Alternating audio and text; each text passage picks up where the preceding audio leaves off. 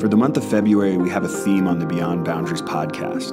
The theme is LGBTQIA faith, stories, and theology. Over the last month, I've had the privilege of meeting with some amazing people. Gathering around a microphone, I was able to capture their journeys. The stories are full of joy and hope, while some are full of sorrow and pain. This month is going to be raw and emotional for many of you. I know it was and is for me. My hope is that we can all grow in compassion, understanding, and love for the LGBTQIA community this month as we listen. While at Q Conference last month, our flights got canceled and we had to stay an extra night. I was able to connect with Rob and Linda Robertson and do this episode of Beyond Boundaries on that night. A night I was supposed to be on an airplane, headed home, but instead was stuck in Chicago. God has a way of working things out. This may be one of the most important episodes yet. The hours shared with Rob and Linda were holy for me. This conversation reminded me that God's grace is at work right here and right now in our lives. It also gave me hope for a new, more beautiful reality being birthed out of pain. God is so good at repurposing our stories. I want to warn you in advance that this episode is an emotional roller coaster. Many tears were shed as we recorded this. Lots of pain, but lots of hope. Here it is, my interview with Rob and Linda Robertson.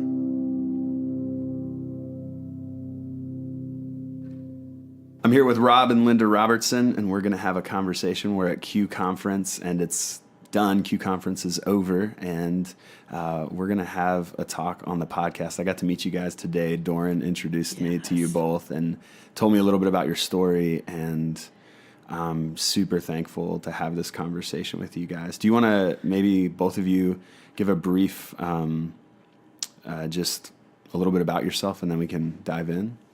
Sure, I'll go first. My name is Rob, and Linda, my beautiful wife, we got married a little over 35 years ago. And we got married and we're very determined to do marriage well. And I'm happy to say that it's been super fulfilling, and we've worked very hard at our marriage. 4 kids, and we also entered into parenting with a tenacity. And at the center of our home has always been a desire to do it God's way, please the Lord with our lives and how we live them. I'm a career firefighter. I've got 34 years in so far, and it's been a super rewarding career in the Seattle area. How about you? Yeah, I think you covered most of it. I am currently, we live in the Seattle area in the little city that kind of birthed a tiny company called Microsoft. Never heard of it. Yeah, Redmond, Washington, yeah. And we just have a full, rich life. I volunteer full-time, and our kids have lived in other states, but now they're moving. Gradually, one by one, are moving back, so it's fun. It's a fun season of life. We're really loving the empty nest years, so it's been good. So tell me a little bit about your story. I know, obviously, but how would you introduce someone to your guys' experience and why you're at Q Conference, why this is an important conference to you, why you're taking the time after the conference is over to sit down with me and do a podcast?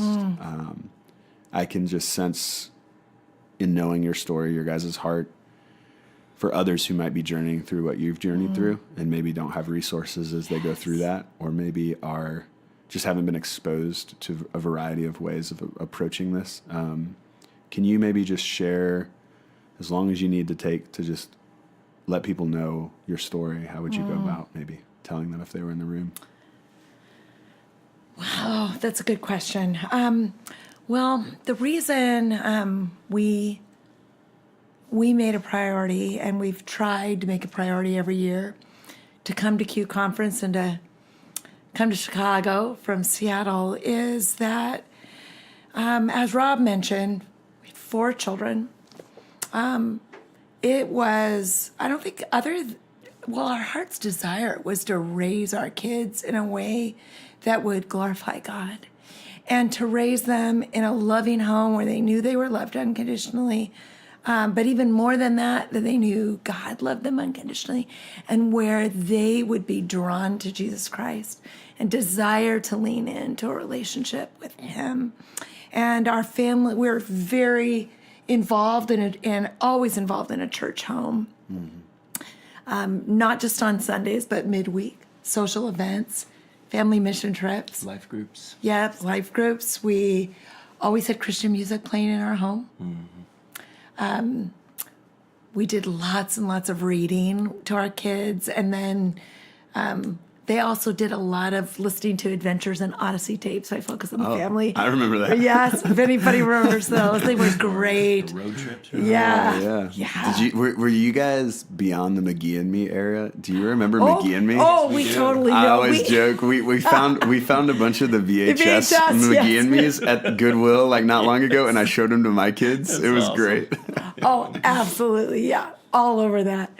So, and we did lots of scripture memory in our home. Yeah. But we also really desired that we wouldn't push our kids so far that we didn't want to tell them how to think. We wanted to tell them what to think. I mean, wait, I said that wrong. We want to tell them what to think. Excuse me, I haven't had a lot of sleep No, I this understand. weekend. No, that's good. We didn't want to tell them what to think. We wanted to teach them how to think. Yes, definitely. And we wanted to encourage them to ask questions. And And ultimately to own their own faith and live out a godly life and contributing citizen. Right. Like most parents want to see their kids thrive. Yeah. right, and not because it was their parents' faith, but because it was their faith that they had grabbed hold of, and that they actually trusted Jesus for themselves. Yeah.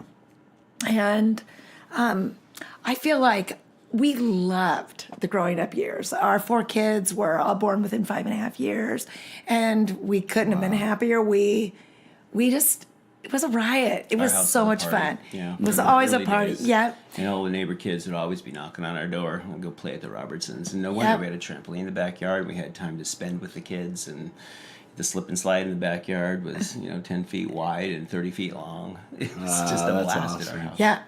And I mean, it's like, if you guys could see me, my face, I'm just grinning. We have so many great memories. Yeah. And we desired to be the place where all the kids hung, and we figured like, hey, if there's lots of food and lots of pop, and you don't have to worry about ruining the furniture, and we never had new furniture anyway, so there wasn't any furniture to ruin. My wife says that all the time. Right. She's like, "We'll get new furniture when our kids are all out of the house because Amen. Preach. it's just never gonna look nice." It It's never always is.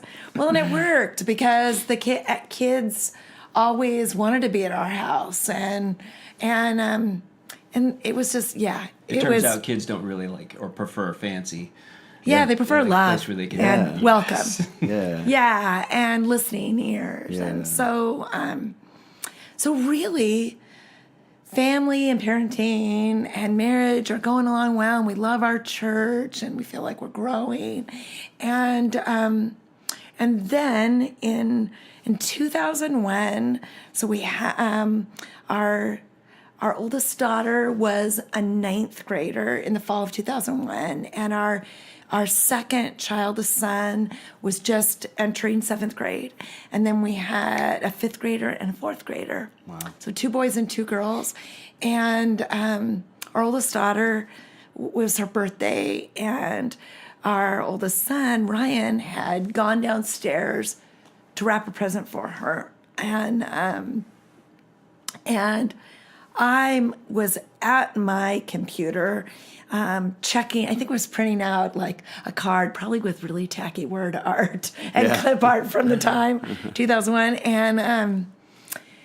And then the little instant messenger bubble popped up on my screen, and it was Ryan messaging me from his bedroom. And You guys are in the same house? and we're in the same house. And he popped in and wanted to chat. And so, and he asked me, like, hey, Mom, hey, can I tell you something? I was like, sure, shoot.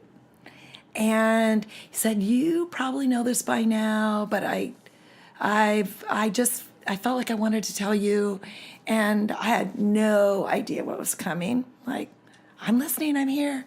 And he said, Mom, I'm gay. And Can I interject here? yes. Everything was a discussion in our house. We talked about everything with our kids. Yeah. And we did more conversations around difficult things rather than avoiding difficult things. Sure. That was just our parenting Yeah. approach. And so there was also a lot of humor in our home. So this hits us with the last kid we'd expect to be gay is Ryan. So he's Absolutely. obviously having fun with mom and dad over You're right. instant messenger. But I think there was something. I mean, I did message back, "Are you joking?" And he was like, "No, Mom, I'm gay." And I think at that moment, I mean, I've only experienced like shock, real shock, probably one time in my life. It was right then. Like my whole body just went cold. I felt lightheaded. And I was completely taken off guard. And I think you must have heard my voice. I think I called upstairs for you. And you came down, and Rob sat next to me, next to the computer as we messaged with My Ryan. take at that point was I'm watching you respond, and I'm thinking I need to be the stability factor here. So I'm doing my firefighter thing where it's like shut down the emotions and deal with what's going on with logic and reason. Right. Yeah. And Ryan and I went back and forth, and initially, I immediately reassured him that we loved him. It thanked him for being honest, but inside my heart was racing, my mind was racing, and I think it wasn't that Rob and I didn't know and love gay people. My only sibling had come out to us almost exactly 10 years before. And we loved him. We had gay neighbors down the street whose children went to school with our children, loved their kids, loved them. We owned a "Hate is not a value" bumper sticker. We often bemoaned the fact that Christians were known for what they were, more for what they were against rather than for what they were for. And we longed for the church to be known for being for people, not against people.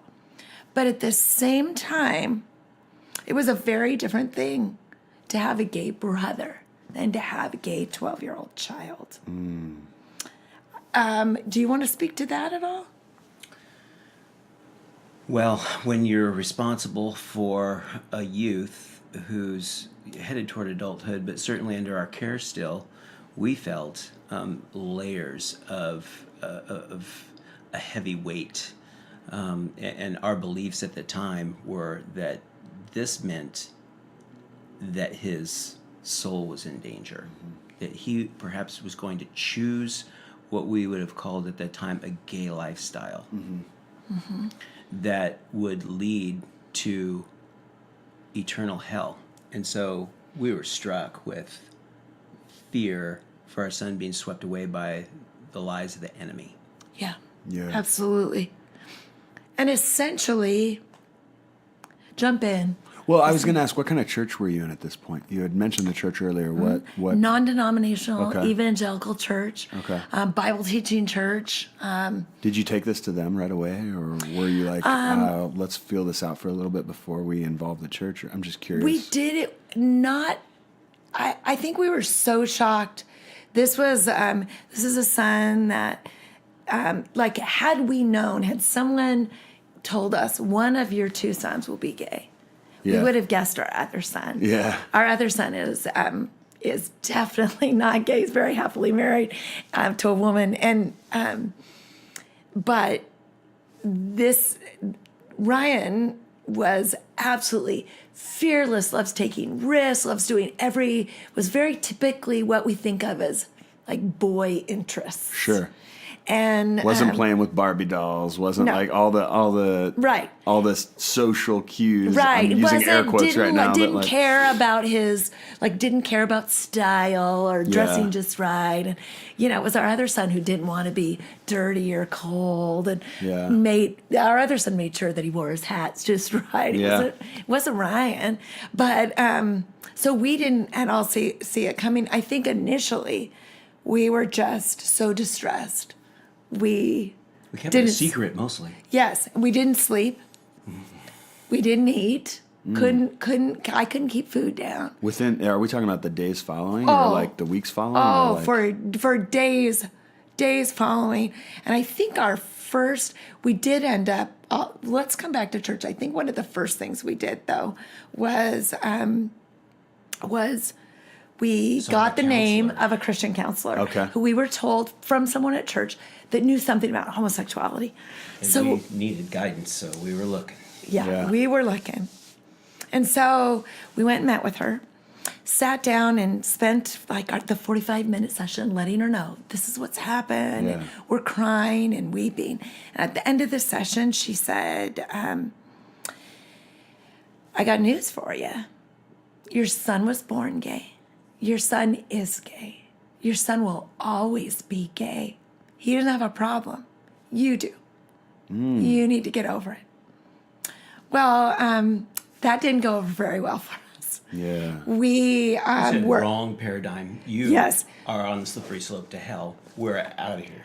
Yeah, I think right at that time we just really distrusted her. That just confirmed to us that she wasn't following biblical. It couldn't go together. Instruction, right? It couldn't go together. She must not be a real Christian. Yeah. She wasn't following biblical instruction, and it made us more scared. It just amped our panic. And I think it increased our desire to really find biblical guidance. Correct? Yes. Right? Would you say that's? Absolutely. So we looked elsewhere, got online. Yes. So we started seeking out organizations that at the time were doing work and had written books and had done radio shows and had the internet was still fairly new, but had some information online. Sure. Remind me how old Ryan is at this time? He's 12. 12. He's 12, so... Did we find Love Went Out? Yes, Focus was doing a lot of things, and Exodus International was doing a lot of things. Yeah. And we just read voraciously. And... yeah, I think for a while we didn't tell a lot of people. I think we told my folks, and eventually we did tell our pastor. And then we began gathering a group of prayer warriors to pray with us. But I think more than that, one of the things that I don't regret seeking Christ definitely through that. What I think one of the things I regret most was that we completely changed our parenting style. We stopped listening to Ryan and began lecturing. Oh, okay. We didn't ask Ryan any questions about his feelings or experiences, what it had been like for him. We were only listening to outside sources. We weren't listening to our own child. And we began writing him long letters, pleading letters, giving him resources, telling him what to read. Anything. And we believed wholeheartedly that it was a disorder that you could choose to embrace, and that it was possible to become straight. Okay. And all your resources are reaffirming that. Absolutely. Everyone in our world affirmed that. Yeah. And everything, and all of what we were reading, it was that he was 12. His sexual orientation wasn't set in stone, and that there was still time for intervention. And so there was an urgency even to the position, not just a position, but an urgency placed on it, because this is a critical time. If you can just get in there now and lecture enough, it'll change. That bingo. Or such urgency, which amped up the fear in our house, amped up the anxiety, amped up the panic. And the ironic thing, right, Rob, is that we are in this desperate desire to please Jesus and to make sure our son follows Jesus. And yet, when we look back, we don't see faith in there at work at all. We see desperate pleading with God. I can remember walking around the neighborhood every day on my morning walk, pleading with God to change Ryan's same-sex attractions. Yeah, I think that it was just a matter of being so fearful that we were blinded to recognizing that God could love Ryan way better than we could. and that we needed to figure this out ourselves and find that pathway to making him straight, because we were afraid of the hard things in this world that come with being gay, because the world can be super harsh, and the church world even more harsh sometimes. Right. Did Ryan receive that well, in the sense of, did he see it the same way you guys saw it for a while, or was he open to the resources you were giving him and the counsel? Initially, he was 12, so Yeah. initially he pushed back. And he basically retreated, wouldn't really speak, communicate with us. Understandably, we weren't really communicating. It was a one-way lecture zone in our house. Yeah. And I think because Ryan had come out so young, partly because he trusted us. He knew that in our house, we loved Uncle Don. Yeah. We never said anything negative about gay people in our house. We weren't the people that commented about Ellen on TV. Yeah, because that was big around that time. It was. It was right around the same time. So we weren't the people that thought that, Ellen and people like her are making the world, Yeah. a bad place. That wasn't our dynamic at all. So he trusted us and to come out early. And then his world was like, his head must have been just exploding, because didn't know what happened to his mom and dad. So, but We'd go to church and talk to the youth pastor, and the youth pastor over the entire youth program hooked us up with a junior high pastor who we asked to mentor Ryan and to reach out to Ryan. yes. Unknown to Ryan that we had approached them. Yeah. Okay. And Ryan, I think within about a year, Ryan got on board, and Ryan really started his own journey of he never stopped going to church, but really leaning in, doing his own reading, memorizing large passages of scripture, praying, pleading with God, journaling to God in his prayer journals. He memorized the Sermon on the Mount at that time. awesome. I don't think that's something that I could really Yeah, the entire do. thing. And Yeah. his motivation was the competition for the youth group was a case of soda. Yeah.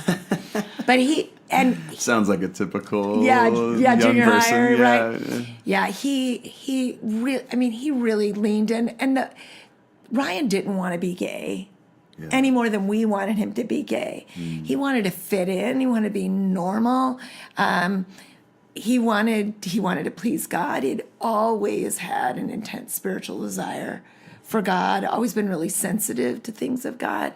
So he absolutely got on board. He began leaning in, and he read the books and all the instruction to lean into your relationship with your dad, to lean into healthy relationships with straight men.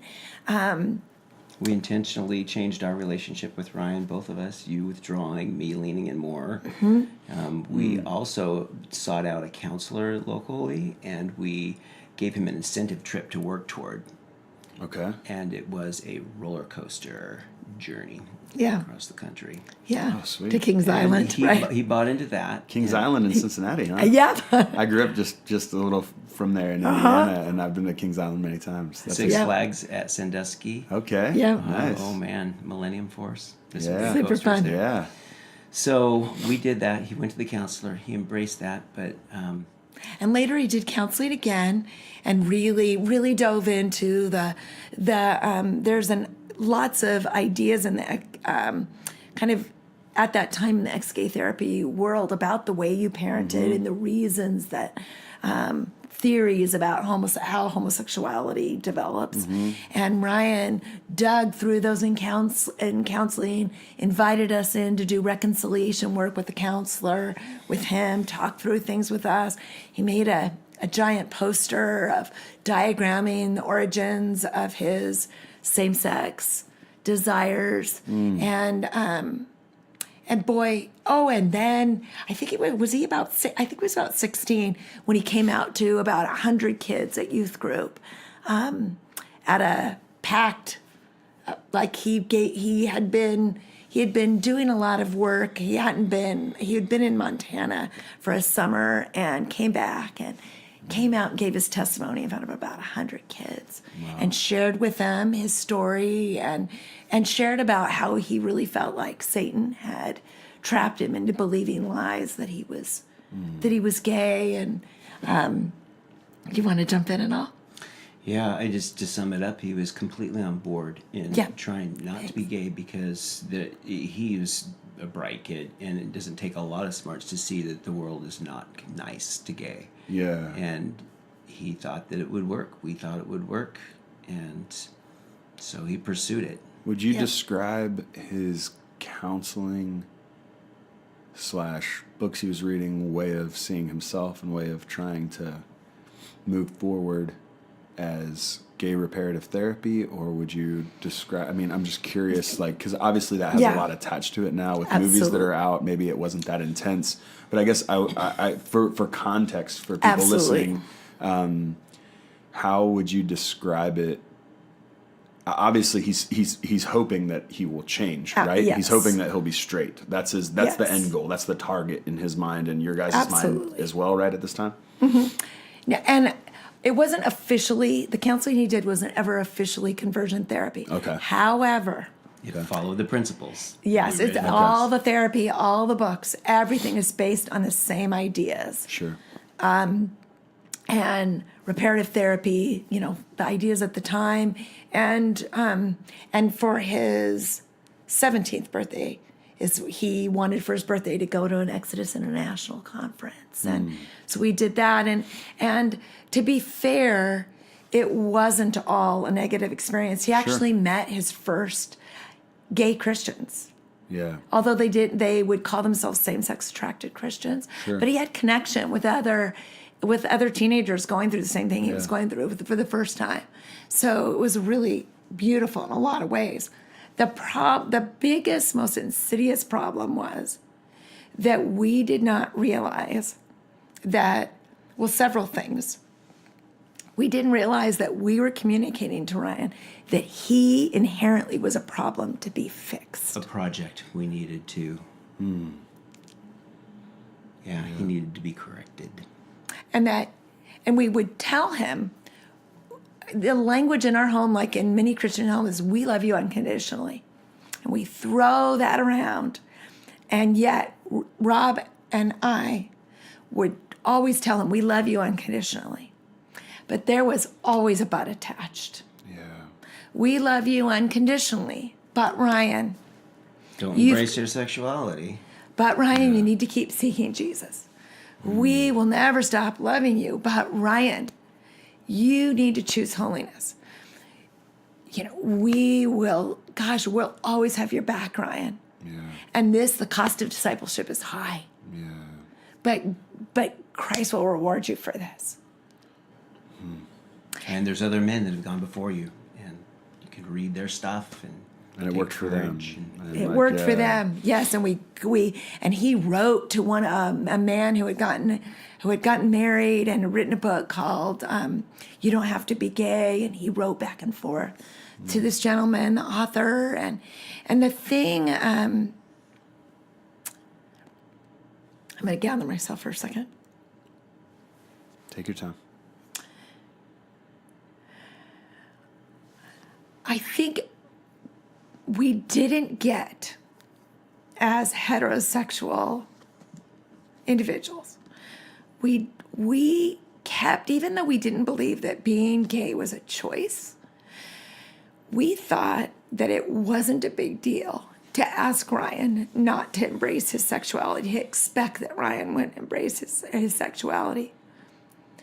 We didn't stop to think about whether or not we could separate our heterosexuality from who we are. We expected Ryan to separate his homosexuality from who he was. And to do that is virtually impossible.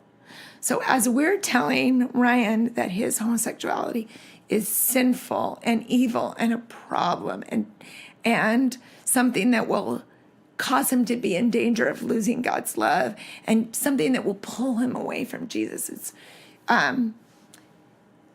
we're teaching Ryan to hate his sexuality. And we didn't intend to do that, but in teaching Ryan to hate his sexuality, we taught Ryan to hate himself. Because Ryan and anyone in the LGBTQ community, they can't separate their sexuality or their gender identity from themselves. It's part of who they are. But we didn't get that. Yeah. So We didn't get that soon enough. Sure. We- So what's the next chapter as far as like, so he's exploring all of these resources, he's getting counseling, he's going to Exodus International, he's like, oh, there's other people like me, I'm not alone. I'm sure Yeah. that was incredibly refreshing to be like, okay, I'm not the only Right. one, because whenever I've experienced that when I journey with other people that are in similar places, when they realize they're not alone, that tends to be a groundbreaking moment. So I'm sure that was super helpful.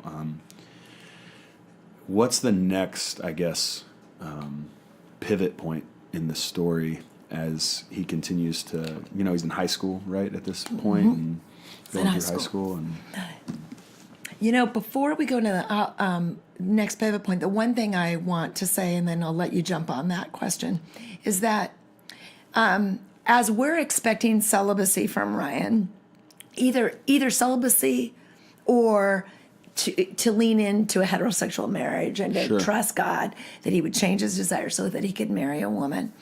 But I think there was some level in which we knew that might not happen. Mm-hmm. So if that didn't happen, then celibacy. And I think as we went along, celibacy became more and more on the table. Mm-hmm. And I think we didn't stop to think that we were expecting celibacy out of our teenager, lifelong celibacy, in a home where marriage is elevated yeah, and held up yeah, to a very great extent. And as Rob had said at the beginning, we set out to have a great marriage and to be best friends and to have a thriving, growing relationship, and a relationship that glorified God and reflected the love of Christ in our marriage. And so in this home, Ryan's always heard language about the joys of marriage, and he sees us loving marriage, and he sees us not just loving every one aspect of marriage, but every aspect of marriage, and especially emotional intimacy sure, and companionship and having a person that always has your back. Including the hard work to reach and maintain that kind of intimacy. Yes. Because it doesn't happen by itself. So if this is not, in our family, yes, a healthy sexual relationship, a thriving sex life is a part of it that we talked about with our kids. Our kids knew about it. We had a really open house. They knew that was something we valued. But even more than that, it wasn't just about sex. It was about emotional intimacy. yeah, And we're telling Ryan that he can't have that for the rest of his life. yeah. It's a really big ask. Yeah, especially for a 17-year-old, or even at that first thing, like 12, 13, 14, like you're experiencing so much change and drive, I guess, in these Right. areas, and like you're like, whoa, I don't know if I could do this forever. Like, Yeah.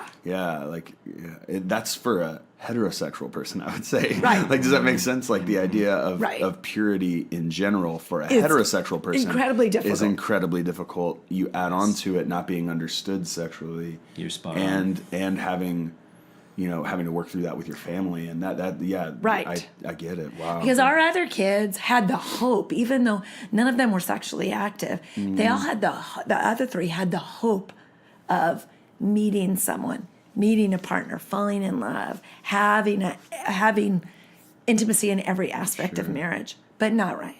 Yeah, the prospect of lifelong loneliness Yeah. was Oh wow. And so, I've never heard it put that way. front center. yeah. So he was completely disillusioned that this effort didn't work. And really, at our house, we don't do things halfway. We were all in. The stack of materials and books and tapes and CDs, it was incredible.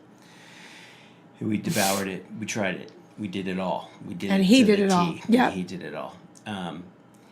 He was angry at God because he felt betrayed for this promise that was never fulfilled. And there was a day where he literally opened his bedroom door and threw his 3 Bibles down the hallway slammed the door.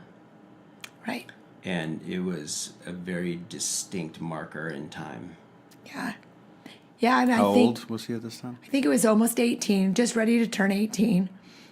And and it was shortly after that he came to me in the kitchen and said, "Mom, I am in so much pain. I feel so betrayed by God." Ryan felt like he had kept his part of the deal. He had done everything God asked, and God wasn't keeping his part of the deal. He wasn't seeing any change in his sexual attractions. And said, "I feel depressed and discouraged. I hate my life. I feel like I hate myself. And I am going to go, I want to find peace, Mom. I just need to find some peace."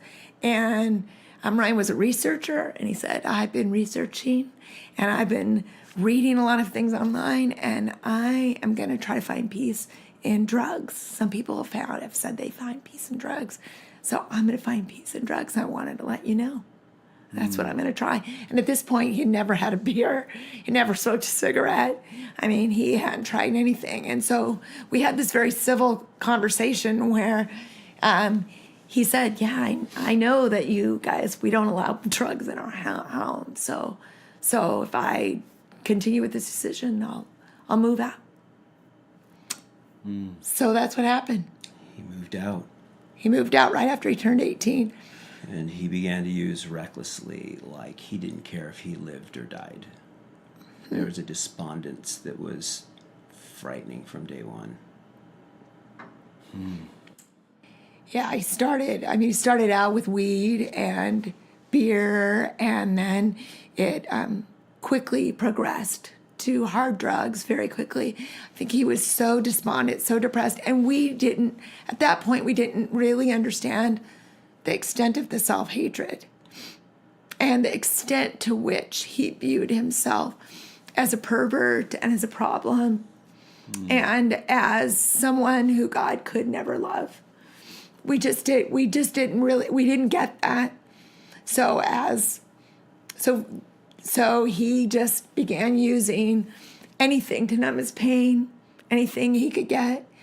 And I think it was within about 3 months that he ended up coming by the house, and he was high, and Rob was at the fire station, and I was alone, and Ryan was bigger than me, and he got angry, he was high, and I was scared. I had to call 911, and then we lost contact with him. He was angry. I had to lost contact with him for about a year, which was the darkest year of our lives. Darkest year of our lives.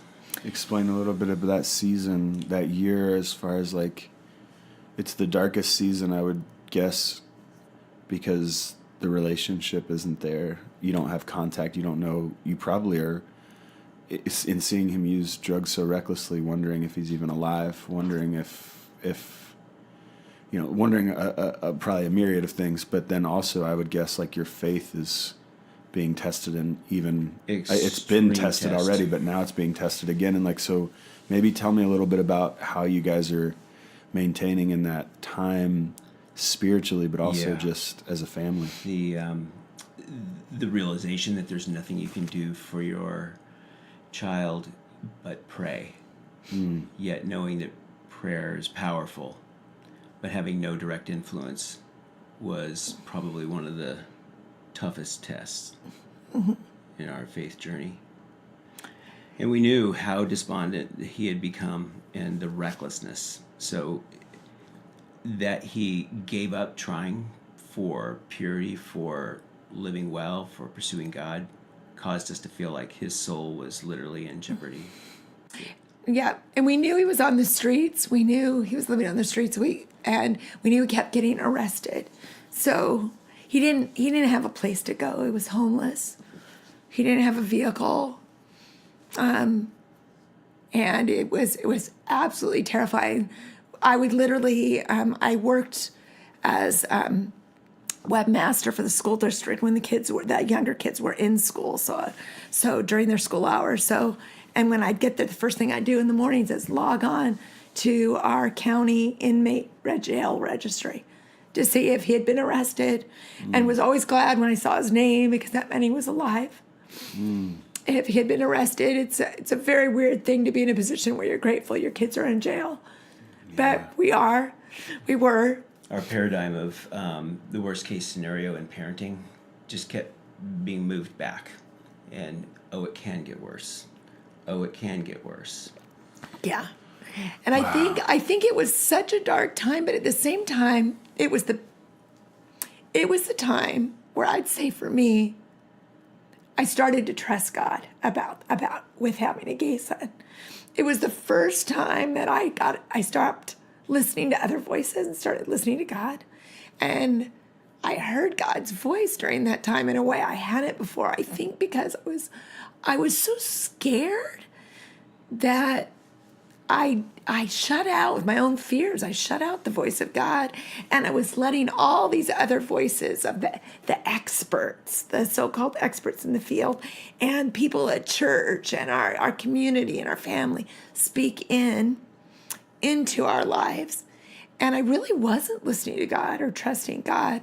And it was really during Ryan's that year that we began hearing God's voice, reassuring us that he knew where Ryan was, and that he loved Ryan, and reminding us to love Ryan. And then, ironically, at the same time, we began meeting with a group of people who also had LGBTQ kids, but none of their kids were missing, and all of them were still in the place we were.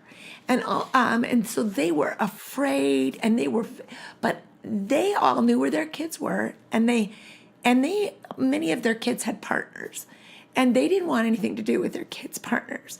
They were feeling like God had called them to not condone those gay relationships and to put up walls and to let their kids know, we do not want to meet your partner. Your partner is not welcome in our home. We're not supportive of this relationship. And the more and more longer Rob and I went along, we began to see an irony of like, we don't know where our child is if he's alive.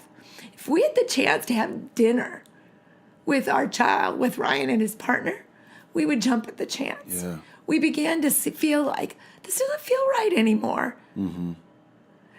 We may never see our child again. Yeah. So the issue of sexuality just absolutely paled, shrunk to not on the radar anymore. Yeah. So theologically, this is becoming less imperative. And at the same time, we're not digging through it theologically. Yeah. We are just listening to God. Yeah. I don't think at that point we were setting aside everything else except we began hearing God's voice. What was God saying to you? He's loving our son better than we ever could. Wow. And to know that is true about all of our kids hit us squarely between the eyes. And we both kept feeling like God was saying, if you get a chance to love Ryan, love Ryan. Ooh. And at the same time, our prayers totally changed. We stopped completely praying for Ryan to become straight. Mm-hmm. We stopped praying for Ryan to never have a boyfriend. We stopped praying for Ryan to never embrace the homosexual lifestyle. Those prayers went away. The only thing we were praying for was for Ryan to know that God loved him. Yep. For Ryan to lean into God. Mm-hmm. Yeah. For Ryan to return to Jesus. Yeah.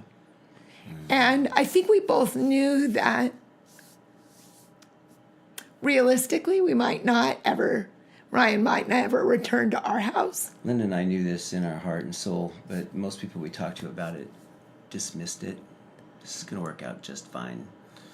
So we kept saying like, okay, so hold even on, if people you talked to were telling you it was going to work out just fine. Almost like he'll come back. Almost like this is tough love. This is how it looks. Yeah. It's going to get better because don't worry about it. Oh wow! But the problem There's lots of kids that use and they end up fine. Yeah, he'll work through it. And our prayer indeed was, God, help him to see his way through this, survive it.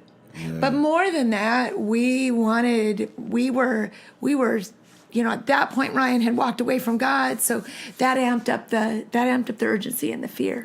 Because we're thinking Ryan may die on the streets. We're in a prayer battle for his soul. And we're pretty. So at that point, it's about a year in. Oh, and I think we should stop and say, at this point, I think we started to feel like, oh, this is really a little bit crazy. That the thing Ryan didn't leave for the streets for drugs and living on the streets because he wanted to embrace a gay lifestyle. He left for the streets and embraced promiscuity and drugs and walked away from Jesus because he did not believe that God loved him or that mom and dad really loved him. Right. That he wasn't enough for us. He believed that we would really only love him and we would love him more if he was straight. And so it wasn't a desire to be connected to another guy that drove him to that. Yeah. And here in our desire to keep him from ever having a boyfriend, we drove him to it. Yeah, complete backfire. So how does he? What you guys eventually reconnect, right? Yeah. How does that take place? Tell me a little bit about that moment and the subsequent moments that follow. Yeah, Ryan experienced a few events of intentional life-ending drug use where he survived. And he began to think that God wouldn't let him die, even though he was ready to die. So he was trying to. Yes. yeah, he's trying to end his life. Believe that God, he felt like God was saying, maybe there's a purpose for your life. Yes. And Right.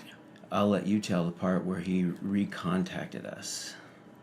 So, it was in August of 2008 that out of nowhere, Ryan called and completely, he had told us that, I should back up and say, he had told us that he would never, ever, we would never hear from him again. He was very, very angry with us and told us that he had pretty much cut us off and told us that we were not his parents and we were never to expect him to ever contact us again. And he asked us never to contact He him. denounced denounced us, as yeah. parents. And some of that was drug-fueled anger. Sure. Quite a bit of it was drug-fueled anger. Yeah. But nevertheless, we took him at his word, so we didn't expect him. So he called out of nowhere. And he said, Mom, is Dad there? And I said, no. And I was like, Ryan? He said, oh, Dad's at the fire station. And he said, well, Mom, okay, I'll talk to you and you can talk to Dad. He said, Mom, do you think that you and Dad could ever forgive me? And I said, oh, Ryan, like, we've never, ever, we can forgive you. Like, there's never a reason to ask for our forgiveness. We have forgiven you from before you ever needed to ask. It's not on the table. You're forgiven. And then he said, Ryan, or Mom,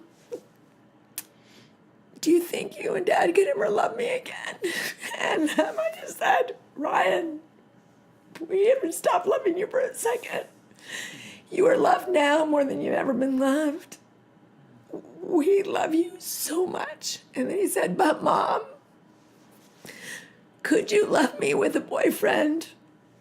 And that answer came out so fast. I said, Dad, I could love you with 15 boyfriends. We just want a relationship with you again. And that began like this journey,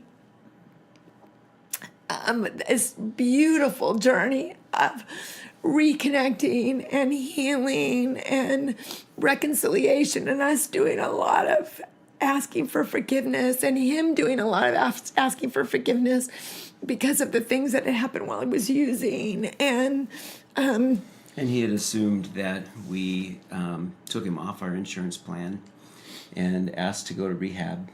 And said, I know I'm no longer on your insurance. But I want But to find is there any some way, to go like, to rehab. yeah, could you help me find a place to go to rehab? And I think too, the assumption, it spoke a lot to the message we had inadvertently gave him. That he just assumed that he wouldn't be loved. We would have cut him off our insurance. Like, he didn't have that groundedness of knowing Mom and Dad just love me just because. And never stop. He didn't have confidence. But after this, and we did get into rehab, and rehab had a portion of it that was family counseling oriented, and it wasn't light, it was intense. And Ryan literally had to go through with us every aspect of his using behavior that was hurtful to his family. Wow.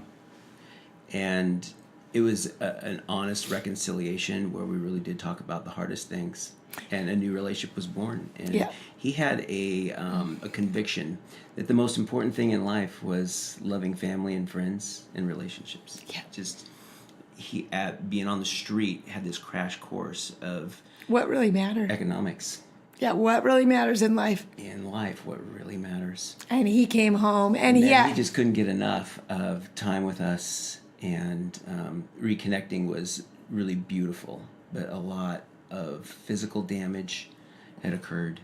But a story that I love, that I have, when we first reconnected with him, we drove him out to rehab, and his boyfriend went with us to go to rehab.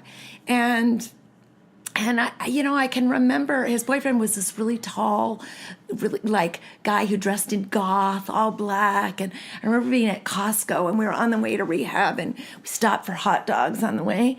And was in this really conservative area of town. And I noticed everybody looking at them, staring at the boys. And I remember for the very first time feeling like defensive and protective of the boys. And they're 19 at the time. And I remember noticing that myself, this protective thing, and thinking, oh, gosh, this is new. Your mama bear awoke in that moment. Yes, I'm feeling defensive. And then, so we're driving over to rehab. And it's important to know that right before Ryan was going to enter rehab, they had partied one last time. And he relapsed and ended up in ICU for a week. Oh, wow. And so then we had to try again to get him to rehab. And so we had just come off this crazy week, this near miss. Oh, that's right. Near death episode. Yes, crash course of learning to love your son's boyfriend in the ICU. Mm-hmm. Yeah, that's where we met him. Yes, and so we're on our way. Oh, that's right. Thank you for that. Is important, right? So we're on our way, and we find out that there's not room in the detox place for that night. We all have to stay in a hotel, and Ryan is really super frugal, and he's conscious about costing us money.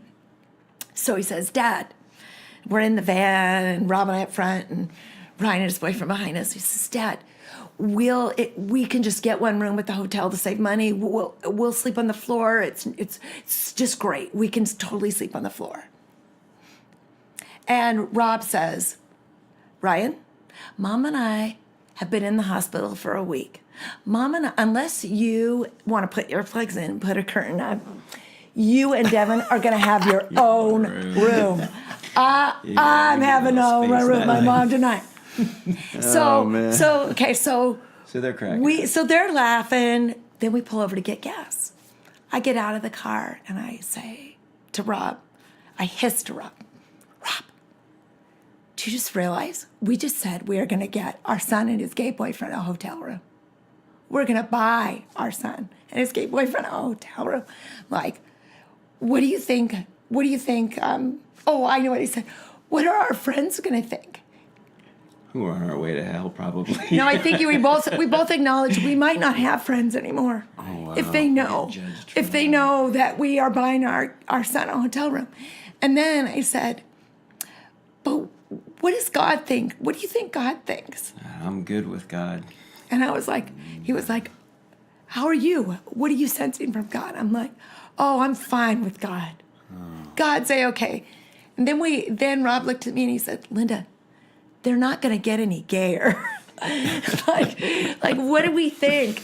So we're standing there with a bended paradigm of our reality, having gone through this experience, and just kind of blown away that we had this moment of joy and laughter in a moment that was just kind of horrible and how we got there.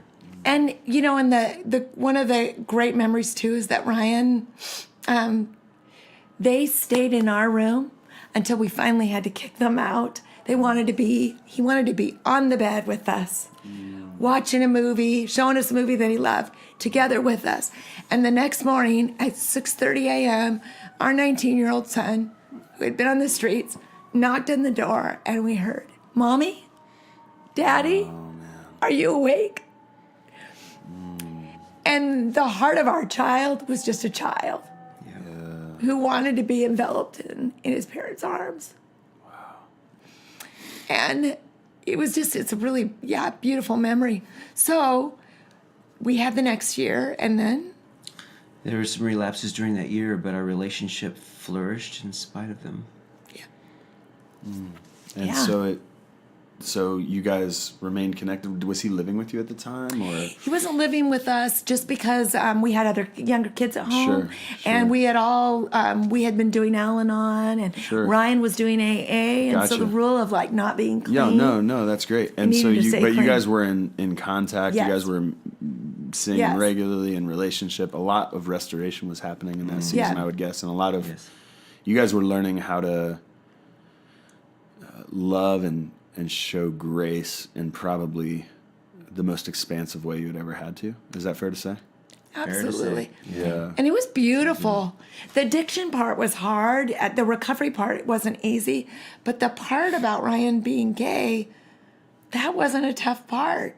What I'd been so afraid of, it wasn't nearly as scary as I had made it out to be. Yeah. And we kept leaning in, and it was beautiful. Yeah, our conviction, having gone through all that, was just love your son. Love your son. God seemed to deliver that message to us over And over. And I think that message just kept coming back all year long. Coming back. Just love Ryan. Just love Ryan. I can take care of the rest. Just love Ryan. So next in the story, do you want to share the next chapter? I think that the next chapter, to make a very kind of long story short, and the next chapter is long and short, but basically Ryan had broken off with that boyfriend because he had been a guy that he had used with, and so he was trying to get clean, and so he hadn't seen him in quite a long time. And one day Ryan called and he said, "Hey, Mom, I'm going to get back. We're going to go see the movies tonight. He hasn't been using, and he says he hasn't been using, and we're going to get together, and I'm kind of nervous, but I think it'll be fine." And the two of us talked about it and had a really fun conversation. Again, you were on duty at work. Mm-hmm. And then I saw him quickly that evening before he went, dropped something off to his apartment where he was rooming with a friend from rehab, and then didn't hear from him for a couple days and didn't know really what happened. And this is July or June, the end of June 2009. And then I was sitting in a doctor's office waiting room. My phone rang. And it was a social worker from the big trauma hospital in Seattle saying, "Are you the mother of Ryan Robertson?" And I said, "Yes." And she said, "Well, we have a we have, she didn't say a patient, she said, we have a body here that needs to be identified. And we'd like you and your husband to come down to the hospital to identify, to make sure this is your son. And of course, that's, we thought our world had changed enough so many times, but then our world really changed. And called Rob. He came up from the fire station, and we drove across to Seattle. And Ryan, you want to take over? They had stabilized him after having an overdose and not having a good airway, laying in one position for 2 days. His friends didn't call because they could still hear him breathing, although it was a snoring sound. There was a pressure wound on his chin and his chest, right where his chin was like that, so his airway was compromised. So he had this anoxic event where he didn't have enough oxygen for that entire time, and the overdose of the drugs, but he was still alive. The medics that responded stabilized him, took him to Harborview. He survived that. I believe the social worker didn't want us to get false hope, so she wasn't talking like there was any hope. Right. We got there and spent the night in his room. And one of the first things they did, do you remember what the first thing that they asked The us? first thing the doctor asked us when he came in was, what are his wishes in terms of life support? And what are your wishes? Yep. I said, it's not quite time to talk about that yet, I think. Put that off to the next day. Yeah. So we're in Harborview Medical Center for 17 days. So he's in a medical-induced coma at this point, or he No. was just No, in a not a coma medical-induced. himself? Yeah, because he was found in Yeah. a coma. Okay. Yep.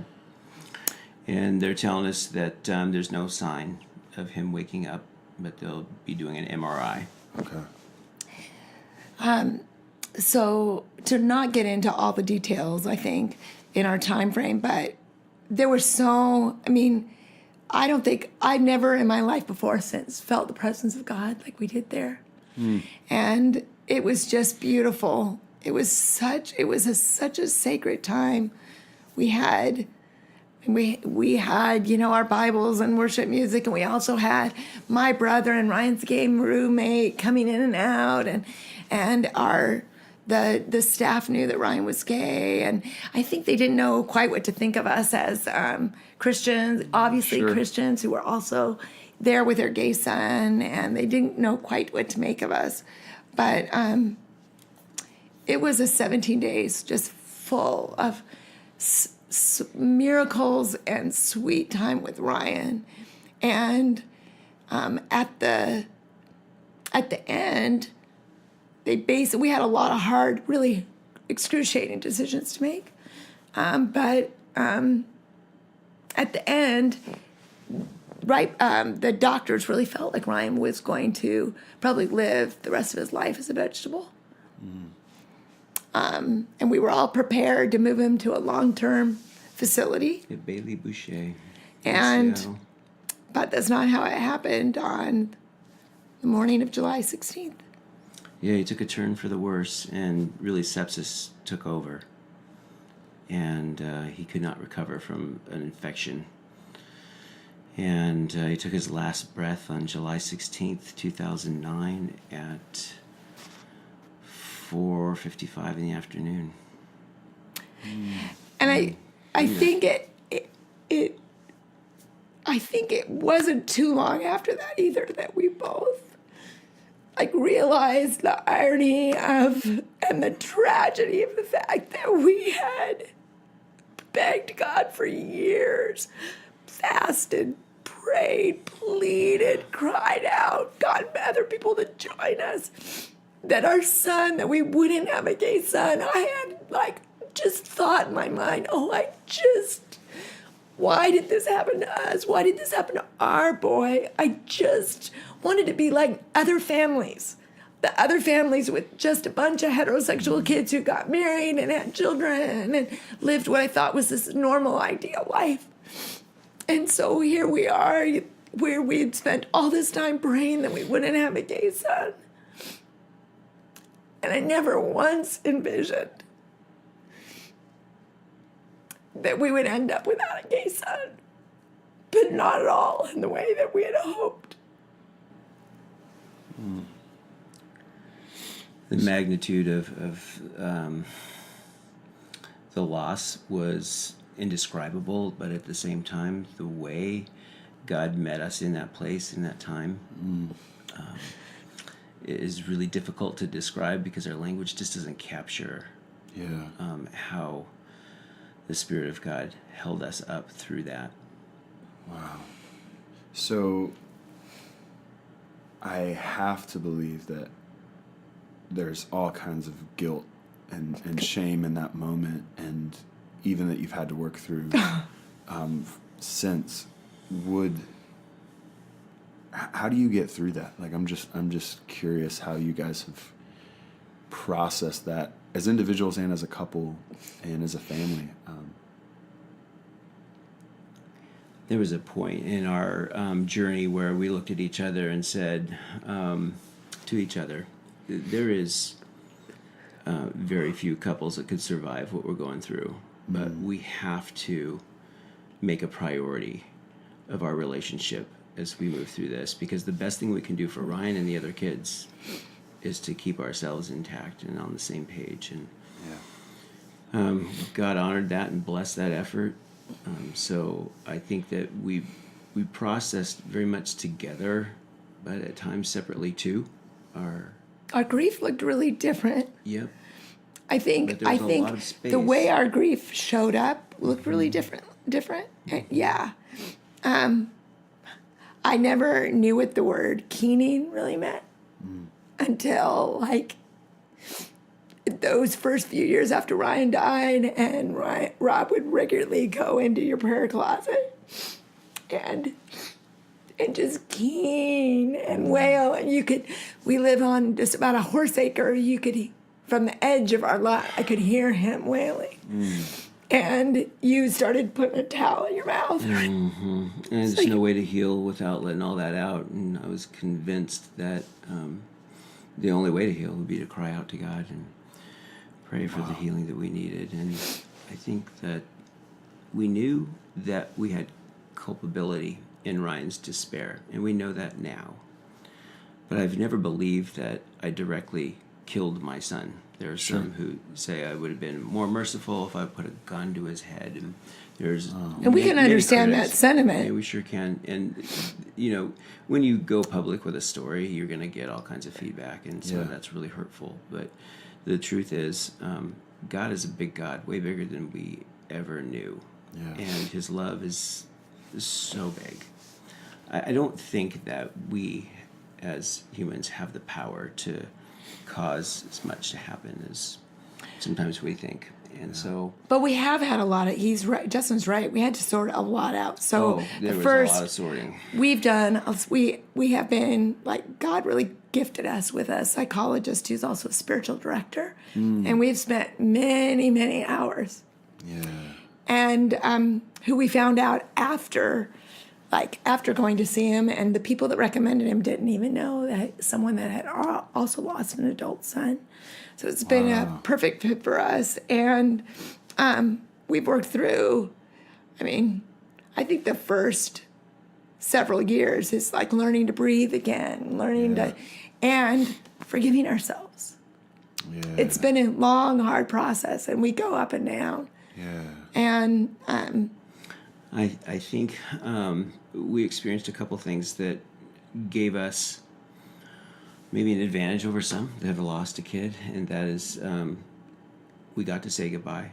We were able to reconcile. He was able to see our hearts and acknowledge that even the mistakes that we made, we talked about them with him, and he felt that what we did all the way through was always the best we knew to do for his best. And that he acknowledged that in one of his letters to us was a beautiful thing. Yeah, the best you could do with the information you had at the time. And Ryan was incredibly gracious to us. Yes, wow. We were not affirming in the year before he died. We were not. If you had pressed us on it, if you had said, Rob and Linda, do you think God blesses same-sex marriage? We probably would have had to say no. if you had pressed us on it. And we're at a different place now because we've done a lot more wrestling with scripture, a lot more reading and research. But at the time, we probably would have said no. Yeah. But we were setting that aside and leaning into love. And I'm so grateful that In a way that he heard that love. he heard it. Yeah, and God, received it. and God, that's God's doing, really. Yeah. Because we felt like God's voice was the Yeah. one that said, set theology aside, set those questions aside, lean in hard, love him, just love him. Yeah. Trust me with all of that. Yes. You don't need to be the one to point anything out. I'm big enough to do that if I need to. You just love him. Doesn't really, So you know. And I think, Ryan knew that before he died. You're right. Well, I want to honor your guys' time, and I know we're already over the time we agreed to, and you guys got other things to do. But for 5 minutes, can we just shift gears and talk a little bit about where you are now and how you're providing help for others? You did a workshop here. I guess one of the questions I would have as we kind of come to the end is like, have you talked with other parents who have lost LGBT kids and supported them, or other parents who are at the very moment of finding out that they have an LGBT child, and providing comfort, providing hope, sharing, allowing your story. I find often as a pastor, some of our most painful experiences in life can sometimes draw out our purpose and give us an opportunity to provide hope for other people's stories. Sometimes our most painful journeys can actually make us guides for others.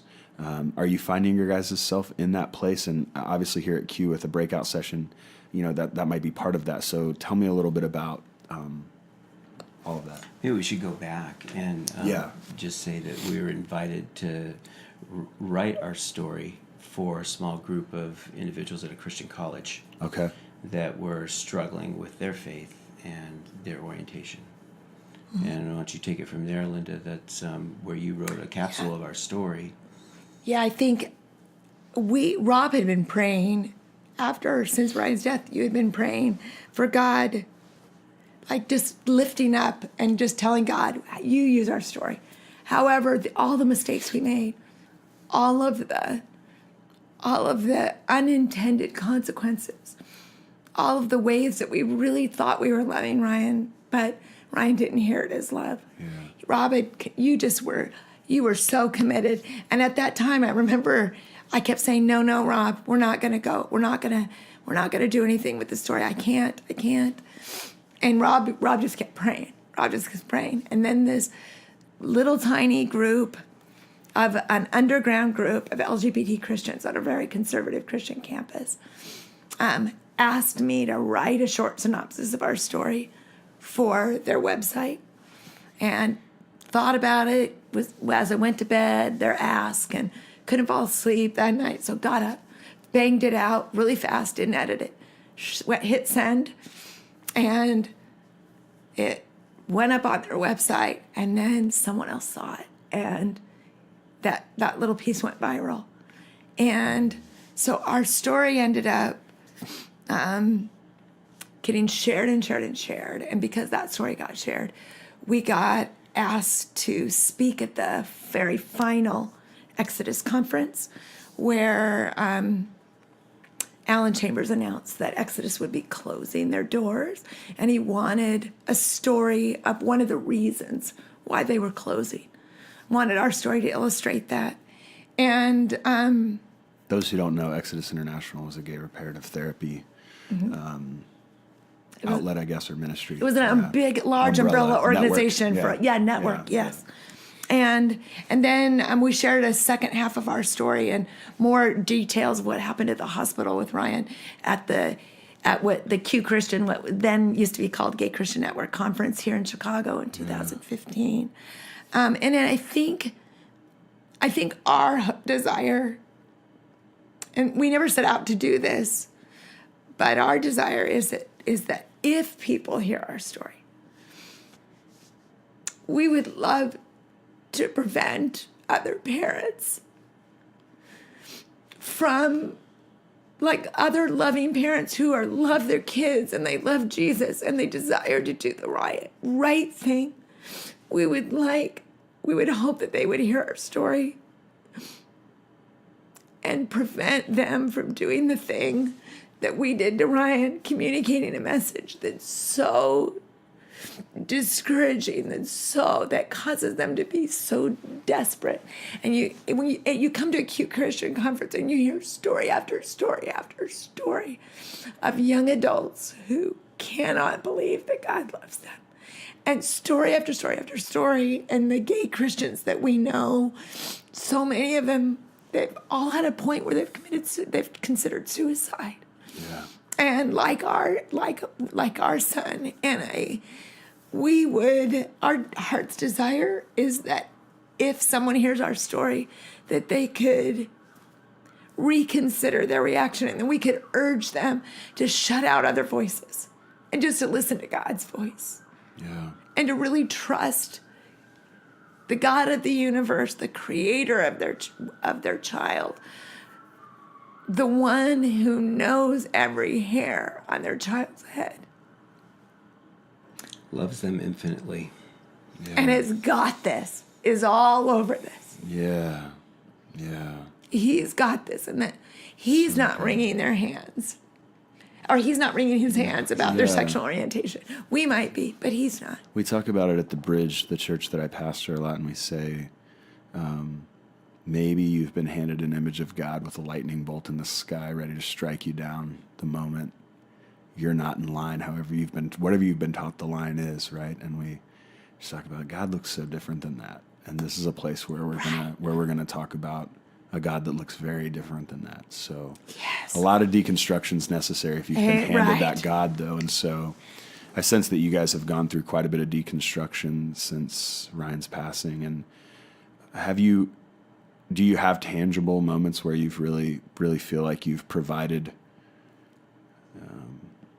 education, comfort to other parents who are going through these similar stories? Oh, we have been so blessed. Yeah. We have thousands of emails from parents and from LGBT young adults and LGBT people of all ages from all across the world, really, and so many parents who have heard our story and have written to say, my child just came out, and someone sent me your story, and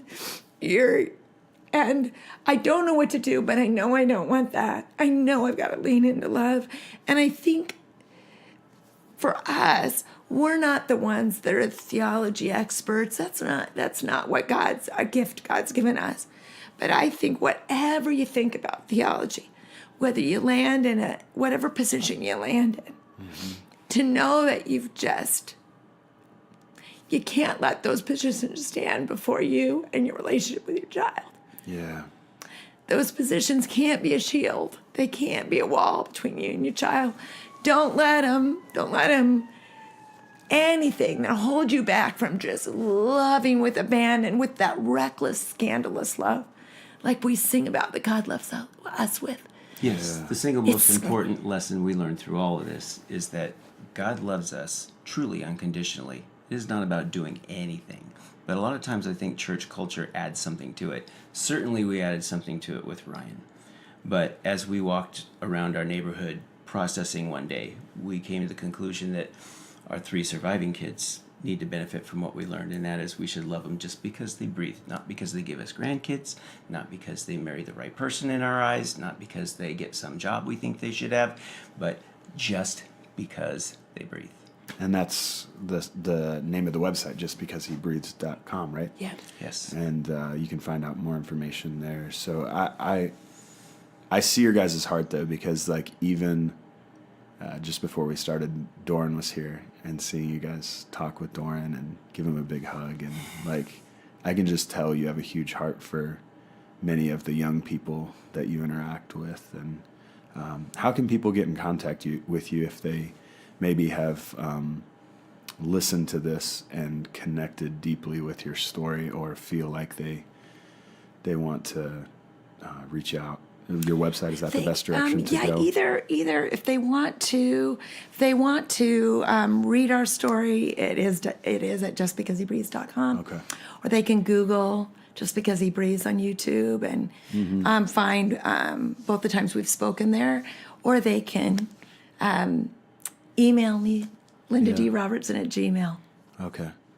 I want to thank you guys both for the vulnerability and the courage to share the story.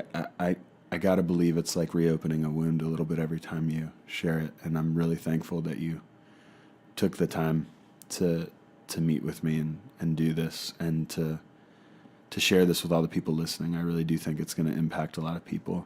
If there was maybe a final word that you guys each wanted to leave in people's hearts and minds, what might that be?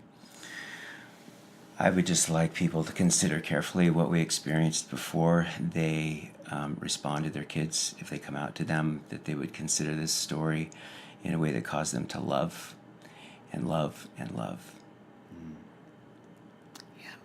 And I guess the thing that pops in my head is what I wish I would have done is love your friends, love your family, love your neighbors out of faith, not out of fear.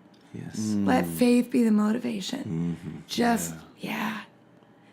And be the image of God to them, and a God because really it is scandalous to rent a room it felt very scandalous to rent a room for our gay son and his boyfriend. Certainly at that time it felt scandalous.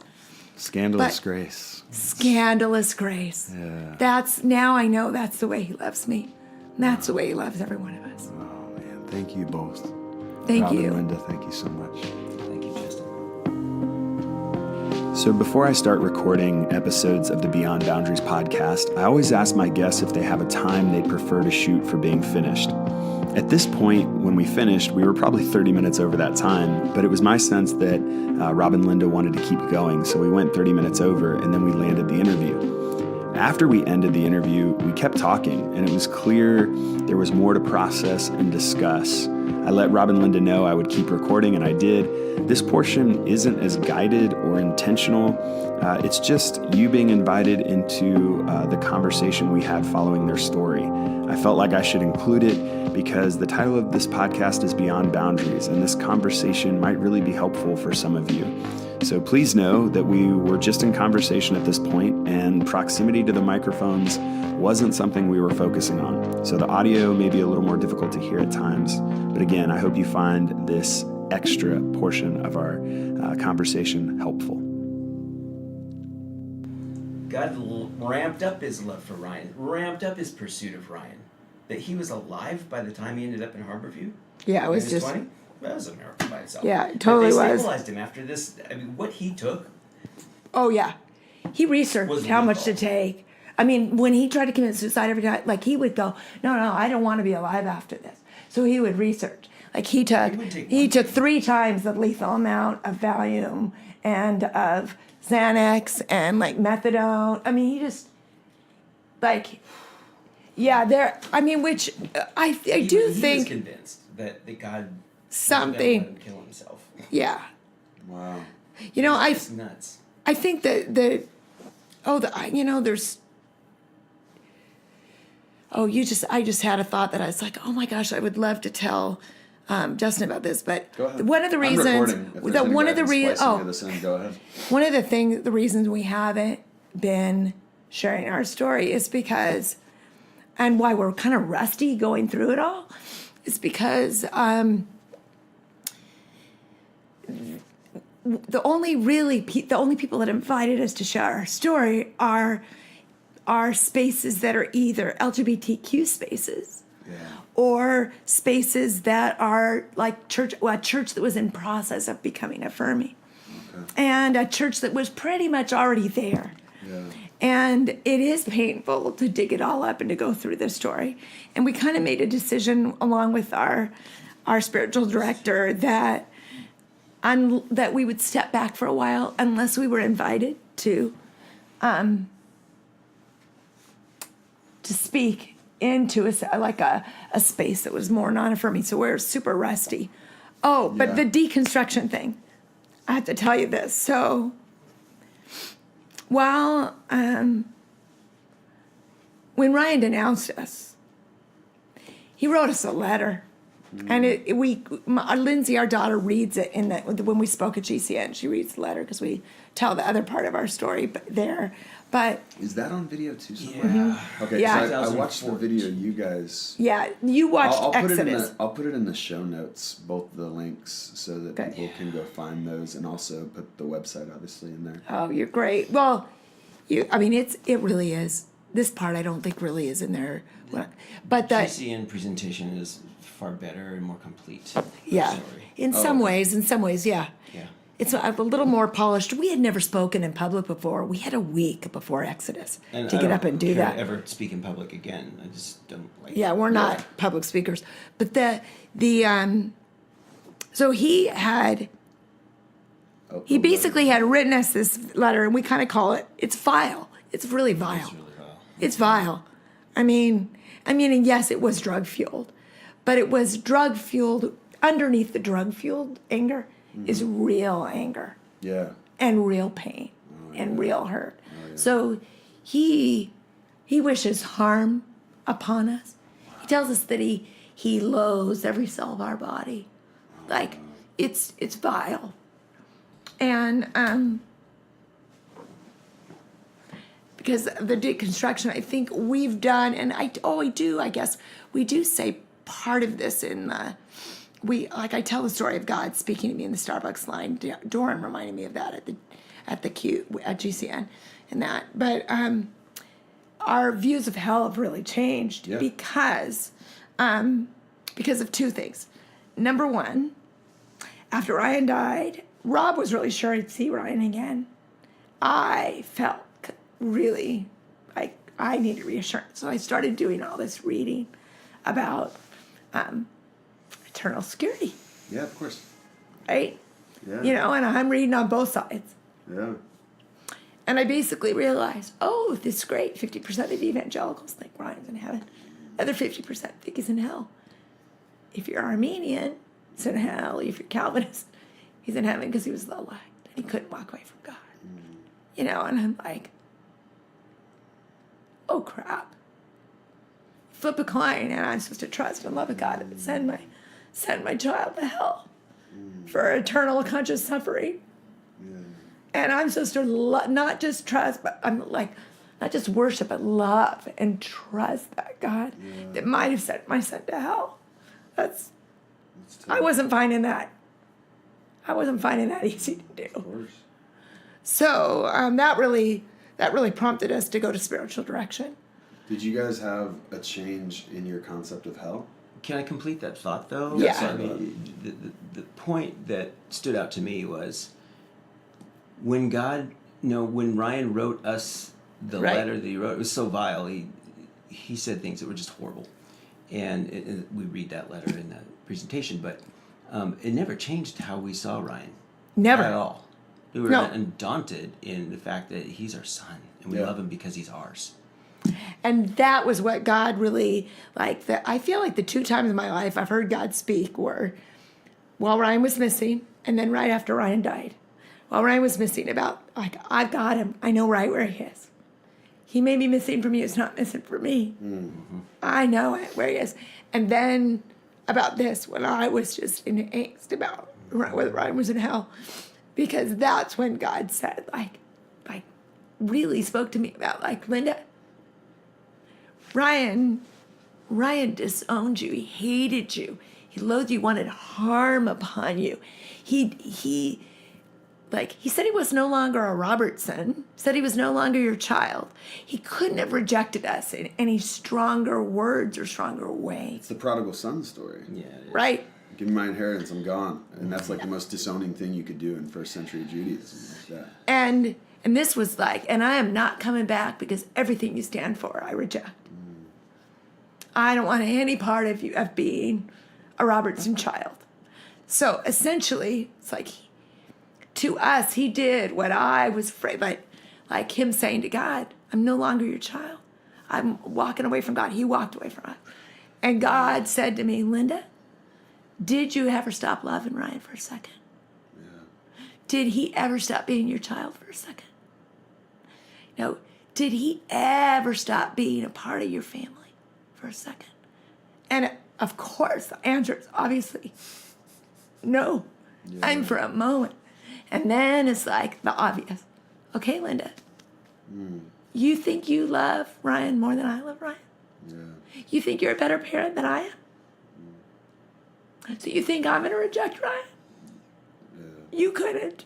You didn't want to. You didn't even have it, not even for a second. You think I'm going to? Well, am I love or not?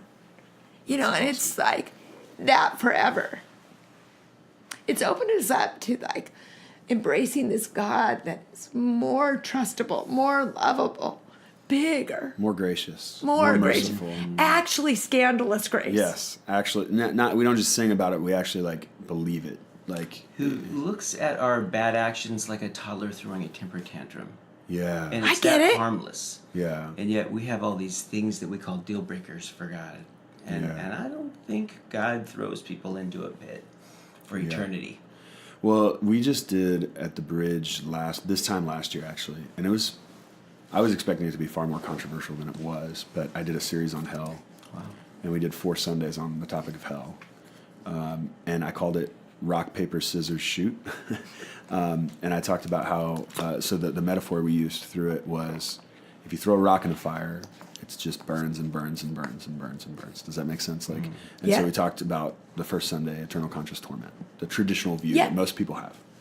And then paper, we talked about the idea that of conditionalism, that in essence you are thrown into the fire and you just cease to exist. Like, does that make sense? Like, and that throughout the New Testament, eternal life is always mentioned as a gift for those that follow Jesus. Mm-hmm. So why have we come to the conclusion that everyone is granted eternal life?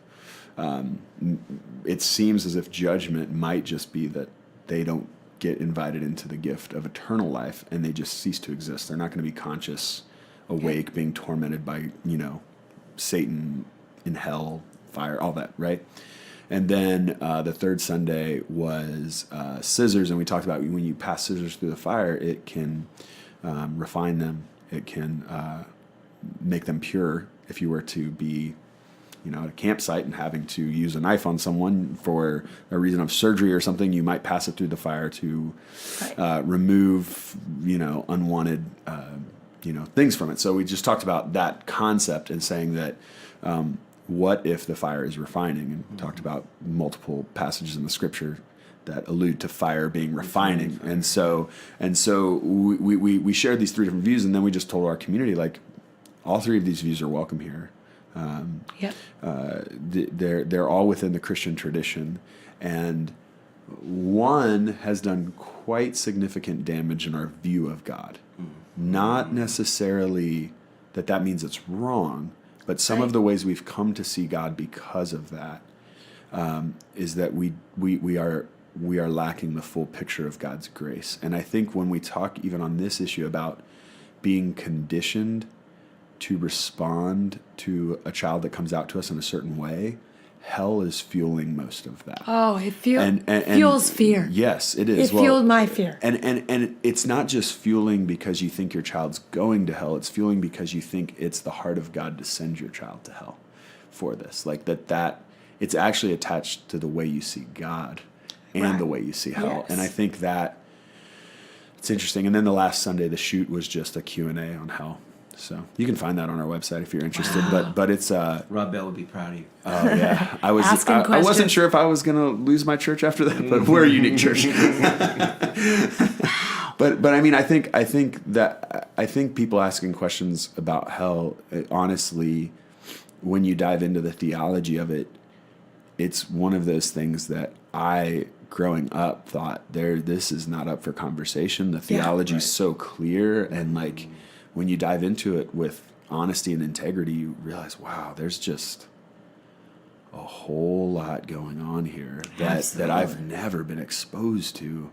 I had never considered these other perspectives that I'm looking back in church history, and there's multiple people who said this perspective is far more in line with the heart of God. Yes. And so like when I think about the prodigal son story, and I'm not a Calvinist, by the way, I don't believe in necessarily that, but I would say like when I think about a father, I think about like this father who his son leaves, his son returns, but what's crazy about the story is that the father runs.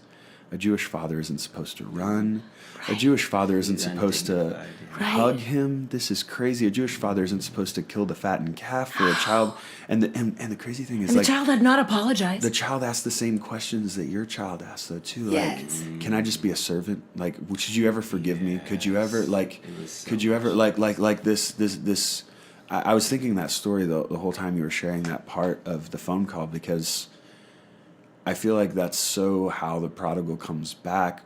And then when you said you could bring 15 boyfriends over, like that seems to be the position of the father too. Like, I would never treat you like one of my hired hands. We're killing the fattened calf. We're having a party. And like, and then he gives him a ring, which is really significant because it's the ring of the seal of the family, that he can actually go out and purchase things with that.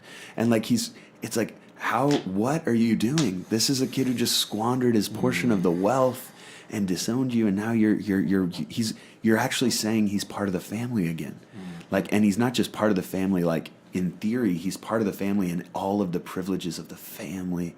Yeah. And you kill the fattened calf and you have this party for him, and he's embraced and he's invited in. And then the struggle I think we're dealing with on this topic is like, and then there's the big brother. Yeah.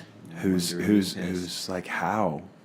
We can't. I followed all the rules. This person doesn't get grace. Right? Like, not them. I followed all the rules. That's what got me here. And I think it's a great parable for this whole conversation, not just your story, but the conversation of LGBT.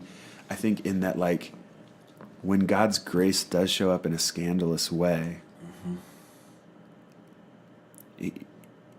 are we the big brother? Yes. Or are we running into sharing the celebration of grace? Like, I think that's the intersection. And I think, like, you guys were at that intersection when you're like, do we buy him a hotel?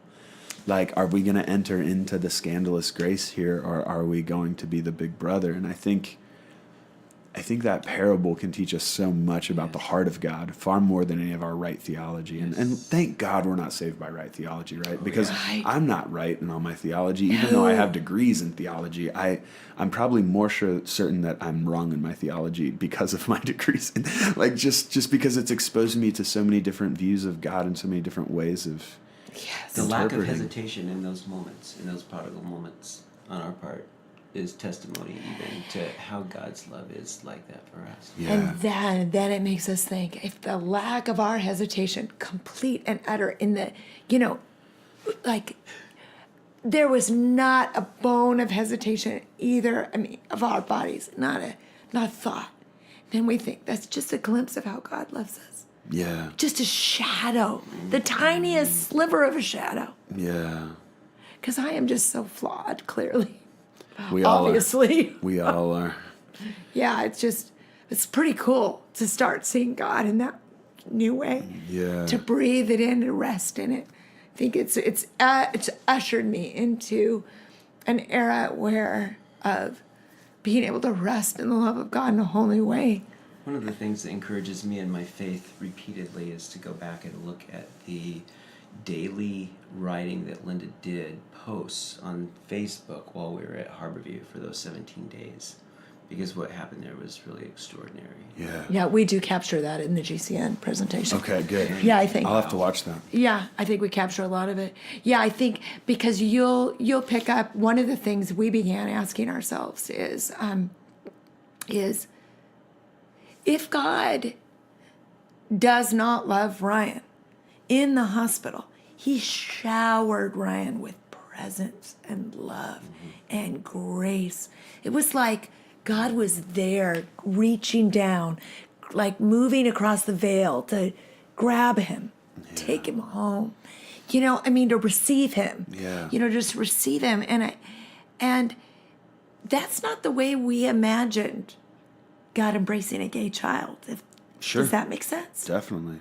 That's not what we had pictured. It's not the way you were conditioned to. I think I talked with Susan for the podcast, and I was really interested in how much she kept going back to being conditioned, because I was like, that's right. Even if you are, and you guys had been exposed to this conversation, you guys were not like the homeschool insulated family who had never had any experience with the LGBT community. And, you had some exposure, but still conditioning is going to win out. Yes. And I think that's actually the reason why, like,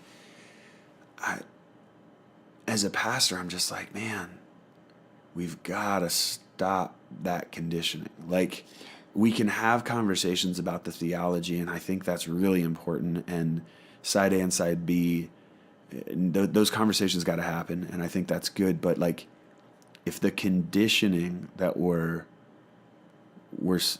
subjecting our congregations to is going to lead to more of these stories, right? Then like, I guess I'm just going to have to be a heretic. Like, you know what I mean? Like, I guess if that's the expense, because as I'm hearing you guys talk, I'm like, it's not just, I mean, and a lot of people, like the comment you said about, some of the feedback you've got and some of the really negative feedback, that's really unfortunate, because I think while certainly you guys have owned and are continuing to own part of your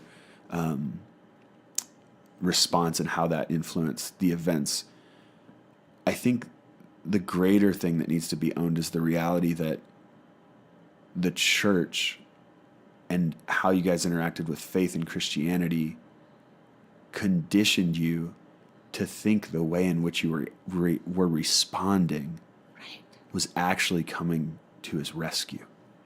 Does that make sense? That this was the you guys were actually providing a life source, when and that's how you were conditioned to think you were responding, right? But really it was providing, in a lot of ways, it wasn't what was needed at that time, right? It wasn't.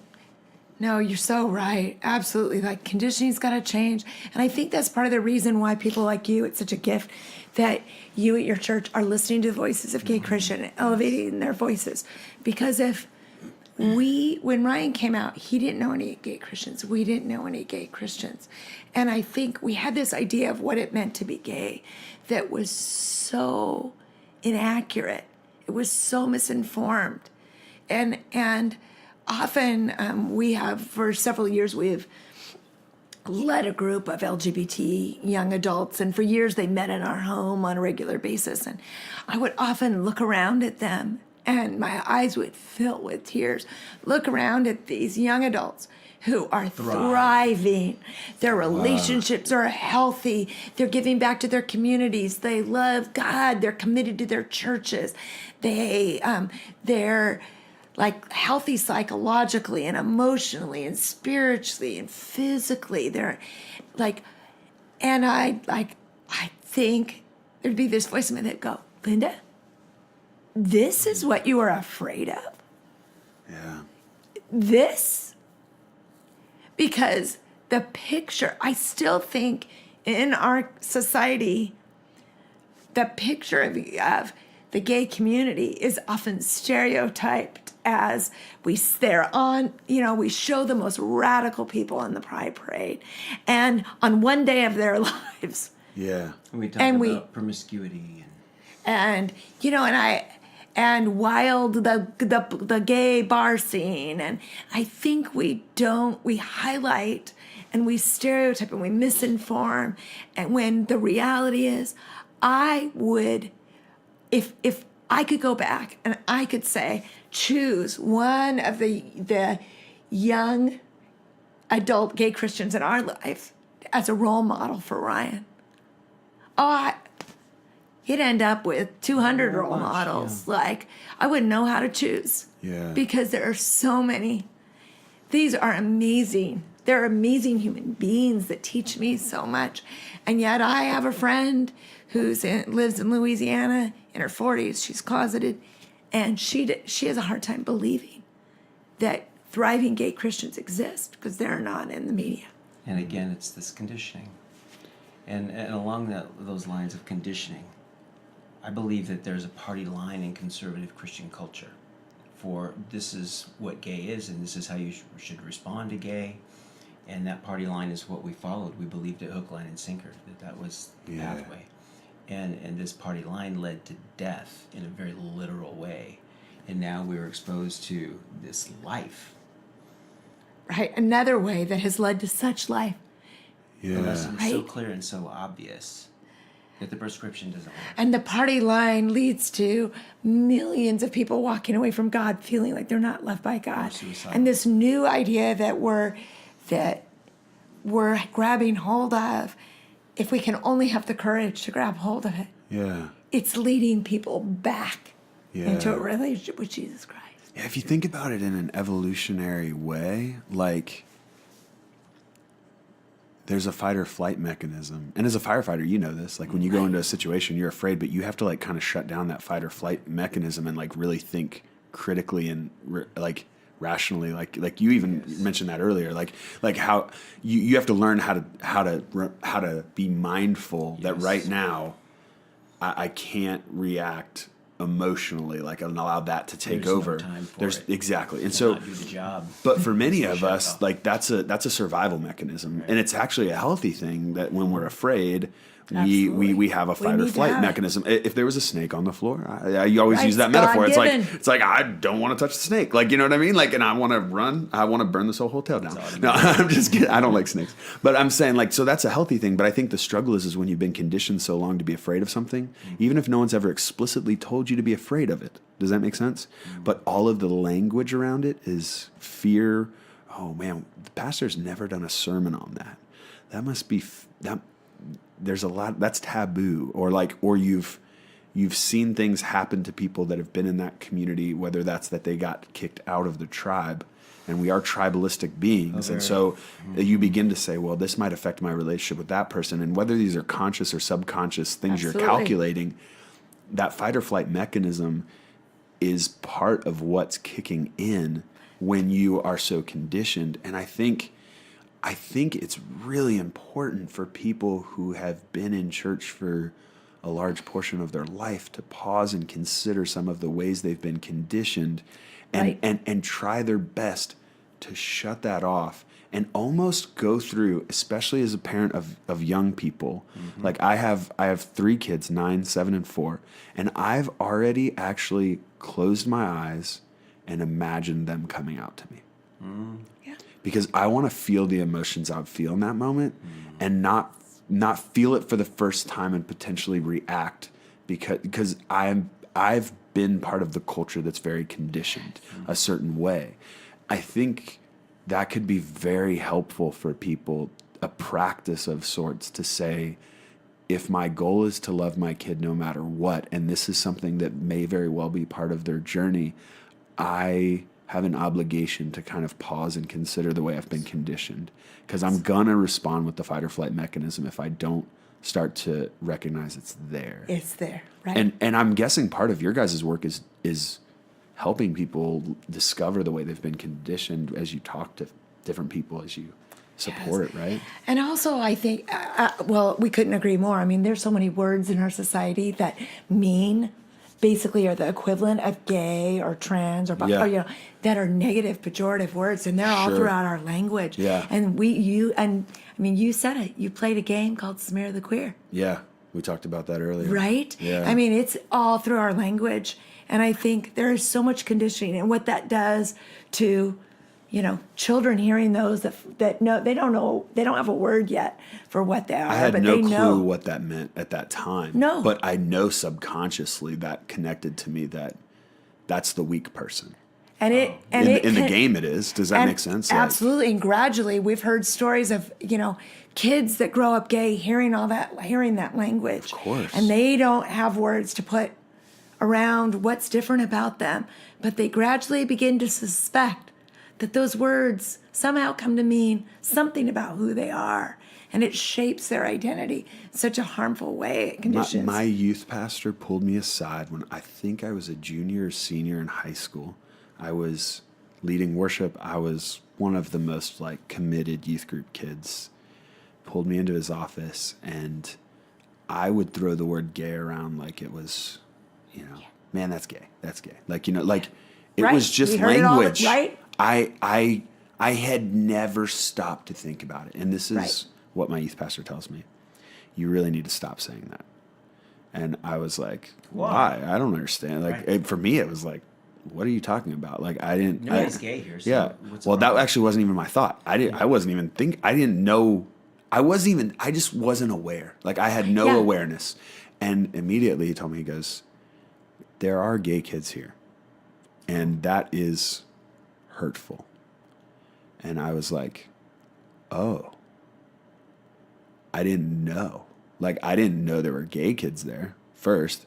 And I didn't even know if they heard that would be hurtful, because I hadn't even considered the context I was saying it in. Like, it was just such a regular, conditioned part of my like language that I hadn't paused to think, oh, yeah, I guess that could be really hurtful to someone standing next to me that I maybe am not in conversation with, hearing me call this other friend of mine gay in a negative way. And It was never a compliment, right? No. And yeah, exactly. So I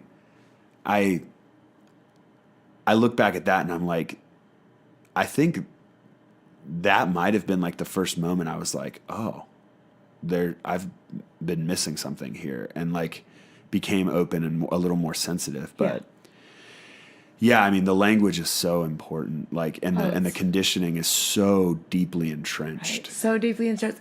And one of the things we do, like we did in our workshop, though, is to give people space to process, because none of us are going to we don't change as human beings quickly. And like that therapist that we met with, who she expected us to go from A to Z in a 45-minute session. Yeah. And by pressuring us to do that, whatever is negative A, that's where we went. Yeah. You went backwards. We went backwards, absolutely. As fast as we could. Absolutely. So I think people need a safe place to push back, ask questions, wrestle with their fears, grieve, like feel. But I think but that place needs to be away from their LGBTQ friends and family. Because those questions, those fears, that wrestling, that doubt, that's necessary. It can cause a lot of pain. Part of the process. Those words will echo down the well of eternity. Yeah. But if they're in a classroom at a breakout session with some parents who have been through this, who can be guides. Right. And they can say, what about this? What about that? But that's so disgusting. Yeah, you have to be honest. Aren't they going to go to hell? Yeah. Yes. You got to be honest with where you're at. You can't. If anything else is just faking it, right? Absolutely. And I think if you just repressed. fake, exactly. It's going to get repressed. It's going to come out somewhere else. Absolutely. And so that's so beautiful that you guys had that. How was that workshop attended, and how was it received? I think it was good for the first one. I think it was good. I feel like the parents were really vulnerable, and I think there's evidence that it was a safe space. That they were that vulnerable. There were that many tears. There were that many questions. And that makes me think, though, about your idea of pre-thinking about it. Yeah. Because a lot of parents who end up really doing a great job loving their kids said things in the first few moments that they wish they could take back. Yeah. And the kids don't, it's like, you can't take back words. They do ring in their kids' heads. Sure. And so many LGBTQ kids, when they come out as gay or come out as trans, or they hear like, it would be easier if you had cancer, or it'd be easier if you were dead, or and the things that we say in a panic. I think that I love your idea of like thinking through it, imagining it. Yeah, imaginative. Because even, it doesn't mean you won't have a process. It doesn't mean you need to not have a process. Oh, that concept of pre-planning is critical to our work in the fire service. Yep. We have to do that on our target hazard buildings, or we're going to be a mess in the real incident. We totally make a plan if a fire occurs in significant structures. Yeah. So that we're not like doing and saying things that are ineffective. And I guess then you process before fight or flight kicks in, before That's the fear point. kicks in, Exactly. and your reptile brain takes over, right? And while Yeah. your frontal cortex is still working. Yeah, yeah. So that's a good word for people who maybe are parents of young people to consider that.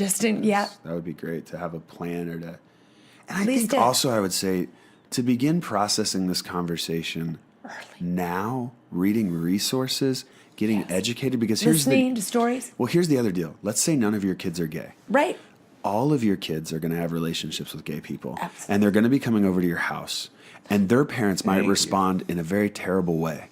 And you might be the only safe haven for that kid. Yeah. Because when they come over to dinner at your house, they feel like they're loved. Like there's hope. Like it's going to get better. Yes. And so there's an obligation, I think, to say, I am parenting kids who are also going to have an influence in other people's lives, who also might respond with a fight or flight mechanism, that I might hand them because of my own conditioning to their friends and cause their friends to feel abandoned because of something I taught them or because of a way in which I expressed how we respond to that.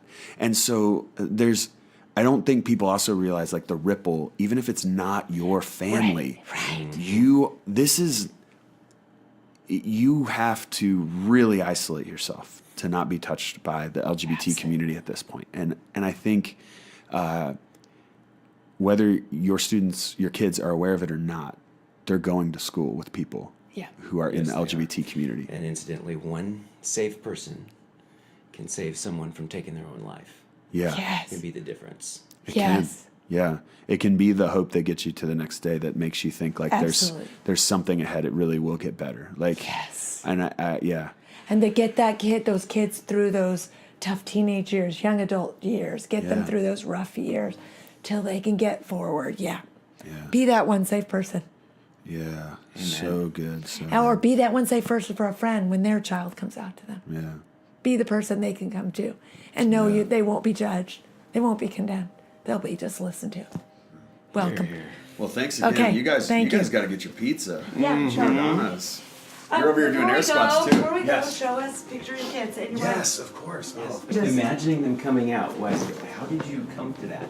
I've never heard of somebody having that kind of foresight. Into parenting. It's Because brilliant. for me,